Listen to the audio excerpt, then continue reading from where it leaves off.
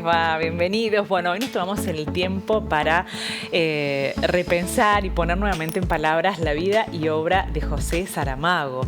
Por supuesto que estamos en compañía de manera virtual con la licenciada Natalia Di Virgilio, quien es escritor y que estuvo recientemente visitando su tierra. Le vamos a dar la bienvenida, la saludamos a la distancia, la abrazamos también. ¿Cómo estás, Nati?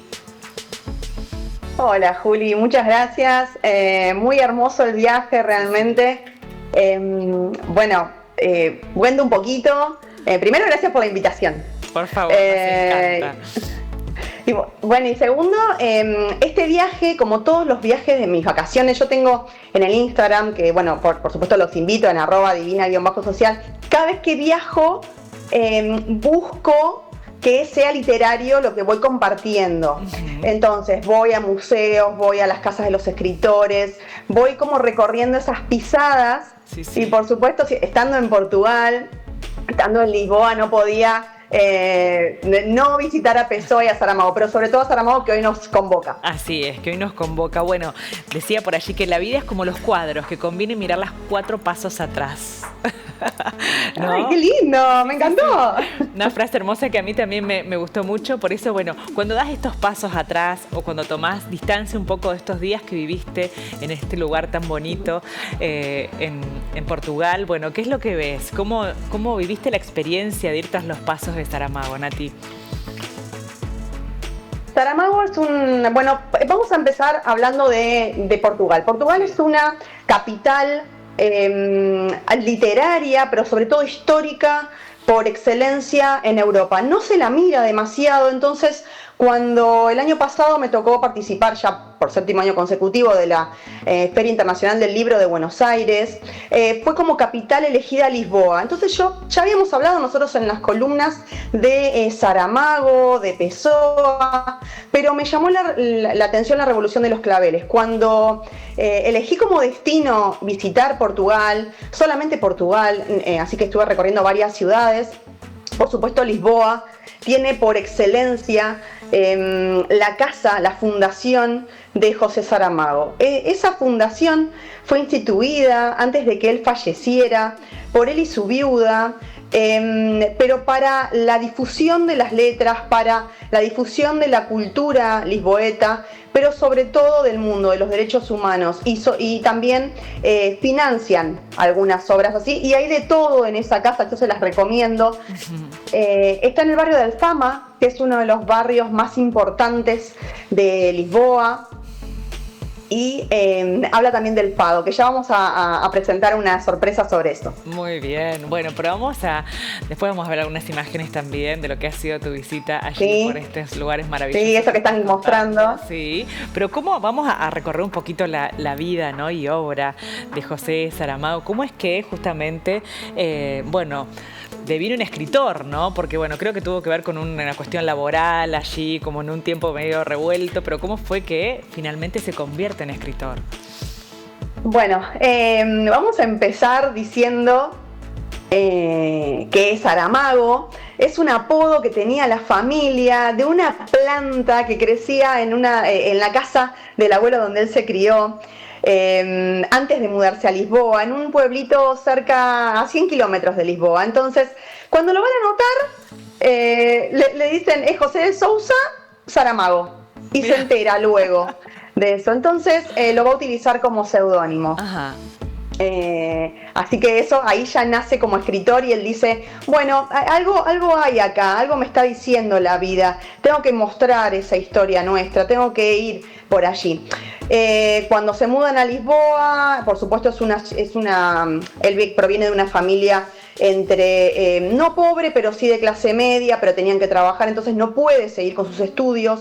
El padre lo anota en un técnico, él durante 5 años va a estar estudiando, pero él tenía una afición por los libros, pero no tenía dinero para comprarlos, entonces se va a hacer socio de la biblioteca de ese técnico, de ese industrial, como le decimos acá en Argentina, de ciertas escuelas técnicas, y va a comenzar ese camino de la escritura, y cuando se casa, años después, comienza a escribir su primera novela. En 1947 la publica, y se llama Tierra do Pecado. que la recomiendo. Están haciendo, cuando se cumplan estos 50 primeros años, la viuda quiere publicarlo, pero decía que él nunca la quiso volver a publicar porque pasaron 20 años desde esa primera novela. Mirá. Hasta que él dijo, bueno, evidentemente a la gente no le importó esta historia. Era una historia de una viuda con 2 hijos, habla mucho del feminismo y fue como arrumbada. Entonces cuando la quitan porque él encima era comunista, entonces cuando la quitan de la parte editorial, él dice, evidentemente nunca voy a poder escribir, nunca voy a poder ser un buen escritor, y pensemos que luego gana el Nobel, ¿no? Claro, bueno, premio Nobel por supuesto de literatura, pero también un gran defensor de los derechos humanos, ¿no? Exacto, que así se instituye. Perdón, hago una corrección. Sí. Ahí donde dice Natalia es Di Virgilio, separado y cosas, porque aparece así. Muy entonces, bien. Bueno, lo corregimos ahora sí, mismo. Di Virgilio, así me estamos hablando, pero porque justo me pensé en Saramago. Y bueno, cuando estaba allí, le habían puesto, ¿por qué? Mira, justo viene por eso, no hay casualidades. En el museo sí. Están las estaleras escritas con sus frases. Sí. Y en una cuenta él, que le habían en ese escritorio ahí que están mostrando, mirá, él se sentaba a escribir, y en esa litografía, eso que están mostrando, esa serigrafía que fue por La Paz, le habían escrito mal el nombre, entonces él agarra y dicen, no, yo estoy luchando por la paz, me gustaría que le pongan, le habían puesto como una S de más. Entonces, ahí que está, mira, ahí dice que es el epitafio, sí. Que cuando él fallece, dice, es una frase de uno de sus libros, cuando él no subió al cielo porque pertenecía a la tierra y a sus lectores.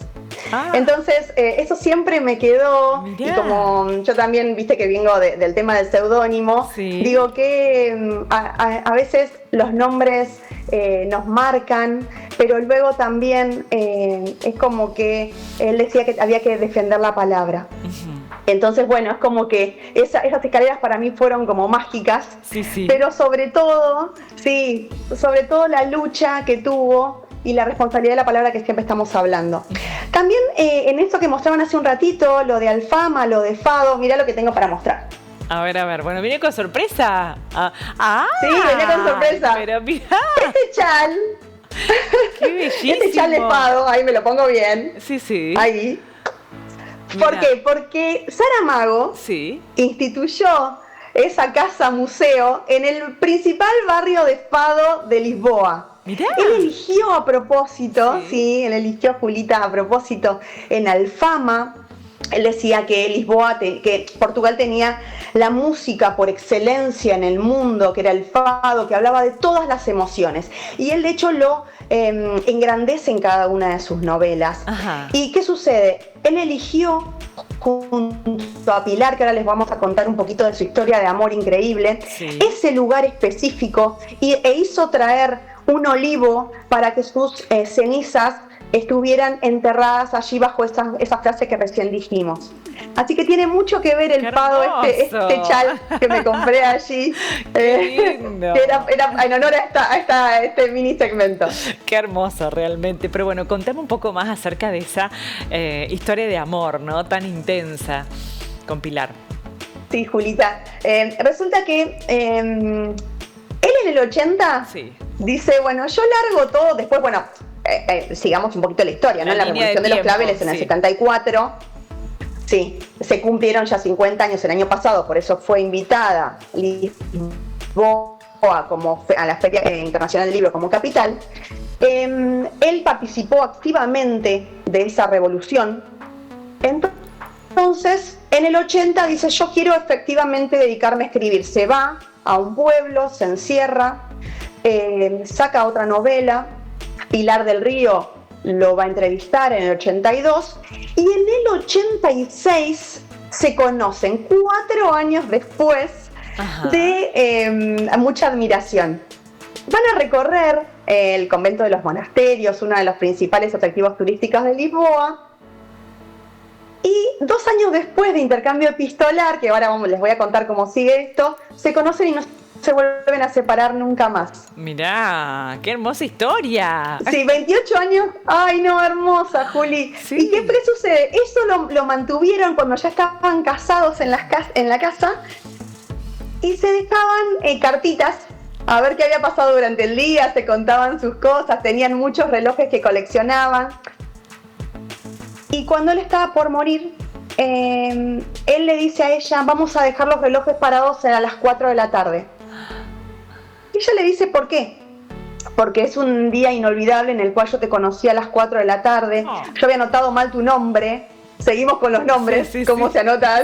Bueno, había anotado mal tu nombre, lo corregí y anoté ese 14 de junio para siempre a las 4 de la tarde con tu nombre correcto en mi agenda y nunca más nos olvidamos y de allí seguimos y sé que en la eternidad nos vamos a volver a encontrar. Mirá, ¡ay, qué hermoso, qué fuerte! No, muy fuerte, Juli, muy fuerte. Yo tocaba todo en el museo y digo, yo todo lo tengo que mostrar a los lectores, entonces yo estaba como muy intensa mostrando historia por historia, todo, pedacito por pedacito, carta por carta. Vivimos, bueno, tu viaje con vos realmente, con esta generosidad de compartir, bueno, cada momento, cada descubrimiento, cada experiencia, ¿no? Porque nos transportaste sin duda, bueno, a este lugar y bueno, fue realmente muy hermoso. Pero bueno, esto sucedió así y allí él muere. Cuando muere después, como que encontraron obras que no habían sido publicadas, ¿no? Exactamente. Claro. La viuda que hablamos hace un ratito, su primera novela, miren lo que, o sea, escuchemos lo que sucedió.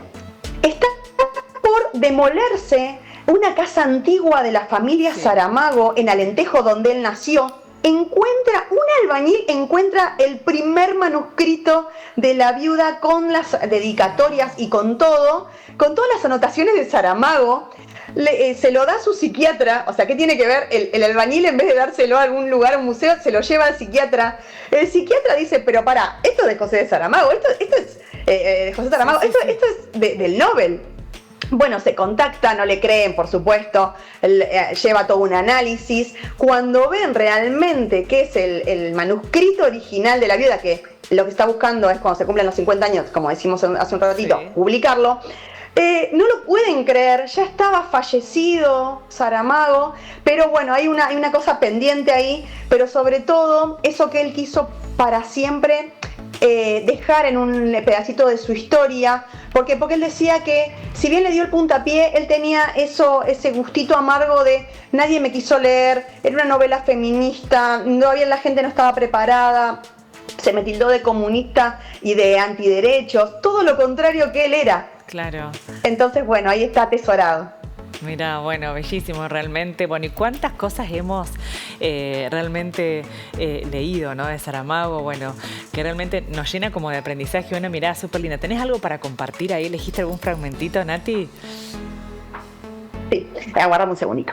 A ver, ahí vamos. Se me cayó justo cuando estaba con el chal, mirá. Me hice la loca y se me cayó todo. ¿Revoleaste el chal, Nati? ¿Me revoleaste el libro? Revoleé todo porque Saramago hubiese querido que bailemos fado en este momento. Ah, mirá, claro. A ver. Bueno. ¿Qué elegiste? Contanos qué elegiste y por qué lo elegiste.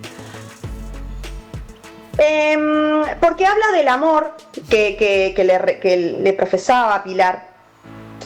Y en uno de sus grandes poemas, que lo contábamos hace un ratito, él habla así. Dice, no me pediste una entrevista y yo solo quería agradecerte haberme hecho mejor persona al leerme. Pilar, fuiste necesaria cuando me eras necesaria para mí, no antes. Tengo muchas razones para pensar que el gran acontecimiento de mi vida fue conocerte. La única diferencia que nos reconocíamos entre nosotros es que vos eras mujer y yo un hombre. Todo lo demás es el saber compartir la forma de nuestras vidas. ¡Qué hermoso! ¡Qué hermoso! Y quiero leerles unas de las dedicatorias que él le hacía, que ella decía que no las veía, porque ella le traducía al español sus obras en portugués, pero dice, no me muestres las dedicatorias porque a mí me da mucha vergüenza, le decía. Pero sin embargo, no hay libro desde que se conocen y desde que se reeditaron que hayan estado sin ella. Mira, una de esas es así. A Pilar, que todavía no había nacido y tanto tardó en llegar. Se llevaban 28 años. Otra, a Pilar, que no dejó que yo muriera. Y otra que me gusta muchísimo, que es a Pilar, mi casa. ¡Wow! Bueno, súper fuerte, intenso, profundo, bueno, y muy sintético, bueno, con ese amor, bueno, tan hermoso. Nati, realmente bellísimo lo que nos propones. Me gustaría que pudieras como hacer como recomendaciones en cuanto a la obra esencial, ¿no? En cuanto a qué recomendás para que podamos acercarnos a la esencia, ¿no?, de Saramago. La esencia de Saramago no solo es literaria, también es musical, como decíamos hace un rato, pero también hay mucha pintura.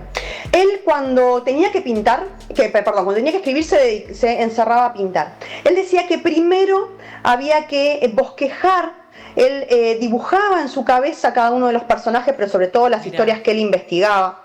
Entonces yo recomiendo O Terra do Pecado, que recién decíamos, el tema de la viuda, pero también recomiendo Serigrafía y Caricatura, que tiene que ver mucho con el tema del testamento de él y también lo que se encontró post-mortem. No hay mucho que trascienda sin que trascienda la música y la pintura. Así que yo les recomiendo que cualquiera que agarren, que se dediquen también a ver el contexto, los años en el cual fue escrito y qué obra de pintura acompañó esa publicación.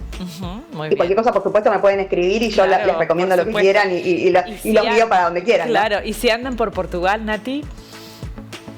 Si andan por Portugal, les recomiendo, para mí, sí o sí, Alentejo lo tienen que recorrer porque Saramago nació allí.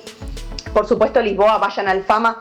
Eso sí, van a sacar mucha pierna porque para subir hacia Alfama pueden tomar un carrier, o que tomaba Pessoa también, por supuesto, recorrer la cafetería que visitaba y también la librería Bertrand, que es la más antigua, pero sobre todo ir al Museo dos Bicos para recorrer ese olivo, para tocar a Saramago en ese olivo. Y sobre todo también no pueden perderse Porto, que es una gran ciudad. Yo estuve compartiendo también el tema del fado desde allí, pero sobre todo es como la cuna y la esencia donde ha nacido junto a Braga, Portugal. Bueno, bellísimo todo. ¿Y allí te inspiraste por una nueva novela, Nati, o no? Sí. ¡Ay! Bueno, nos vas a contar pronto eso. Bueno, les pongo un adelanto si quieren. Por supuesto que yo estoy presentando Corazón Pinandí. Este año es el de Corazón Pinandí, que ya lo presentamos también. Pero así con ustedes, sí. Pero bueno, pronto también va a estar. Pero más que nada de Portugal me traje toda la parte histórica de una próxima novela que estoy escribiendo que tiene que ver con la conformación y que tuvo que ver con Argentina. Así que nada, ojalá les guste muchísimo. Pero está en producción, o sea, tomaba nota, sacaba fotos, ya me miraban con cara de bueno, pero todos los lectores lo fueron compartiendo. Buenísimo, bueno, invitamos allí que te sigan, por supuesto, en @divina_social, bueno, para establecer, bueno, este vínculo tan lindo que siempre sabes generar con tus lectores, con tus seguidores, y por supuesto para charlar un poco acerca de la vida y obra de Saramago y contarles todas tus experiencias por Portugal, ¿no? Sí, hermosa. Muchísimas gracias por la invitación. Claro que los espero por allí. Cada uno de mis viajes, cuando he estado en Chile fue Neruda, cuando estuve en Uruguay, por supuesto, fue Benedetti y Galeano. Y bueno, otros autores, por supuesto, que hemos recorrido. Pero Portugal, sobre todo, como cuna, que es lo que nos convoca hoy, como cuna literaria, más que nada, me pareció muy interesante. Y una perlita que me sucedió, que en el City Tour, que justo había un español como guía, y hablaba de Saramago, hablaba un poco, recorrimos las partes, pero sobre todo lo de Lorca, y que también Lorca tuvo una gran preponderancia allí, así que bueno, también los invito, si quieren me escriben y les cuento, y si no, por supuesto pueden investigar. Muy bien, bueno, me encantó. Muchísimas gracias, Nati, por este tiempo que nos dedicaste. Seguimos en contacto, ¿no? Por supuesto, siempre aquí siempre. Poniendo en palabras la vida y obra de tantos autores y de tantas historias lindas para seguir contando. Un gran abrazo, Nati, todo lo mejor. Gracias igualmente, gracias por la invitación, un beso inmenso y nos leemos y nos estamos encontrando en redes. Beso, gracias, chau.